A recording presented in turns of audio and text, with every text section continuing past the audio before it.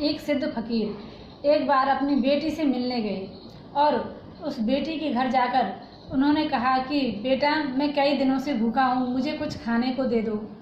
तो उस बेटी ने कहा कि पिताजी, मेरे पास तो खाने के लिए कुछ भी नहीं है, क्योंकि मैं तो खुद ही 3-4 दिन से भूखी हूँ और मेरे बच्चों ने भी कुछ नहीं खाया।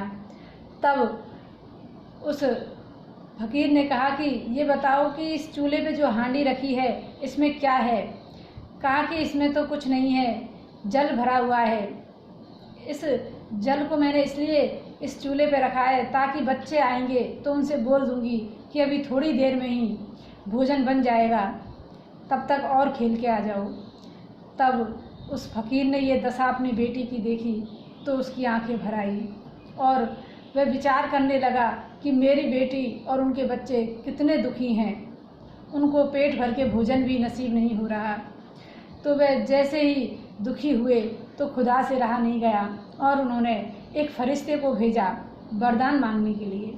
जैसे ही सिद्ध फकीर के पास में वे फरिश्ता आता है और उनसे बोलता है कि आपको वरदान मांगने के लिए हमारे साहिब ने हमें भेजा है, आप जो चाहें वरदान मांग सकते हैं। तब उस फकीर ने कहा कि मुझे तो कोई कष्ट नहीं है, आप जाकर के मेरी बेटी से पूछ लीजिए। तब वह फरिश्ता उनकी बेटी के पास जाता है और कहता है कि हमारे साहिब ने हमें भेजा है आपको वरदान देने के लिए, आप क्या वरदान चाहती हैं। तब उस बेटी ने कहा कि आपके साहिब से आप पूछ कर आइए कि वरदान के बाद भी यदि उनकी कृपा दृष्टि हम पर बनी रहे तो आप वरदान दे सकते हैं, अन्यथा हम वरदान नहीं लेंगे। तब तो वह साहिब से पूछने के लिए जैसे ही जाता है तो वहाँ वह कहते हैं कि कह तो वरदान मांग लो या फिर मेरी कृपा दृष्टि, इनमें से एक ही मिलेगी। तो उस बेटी ने जब ये बात सुनी तो उन्होंने कहा कि ठीक है, हमें ऐसा वरदान नहीं चाहिए जिससे हमारे साहिब की कृपा दृष्टि हमसे हट जाए। हमें तो अपने साहिब की कृपा दृष्टि अर्थात भगवान की कृपा दृष्टि ही हमें चाहिए।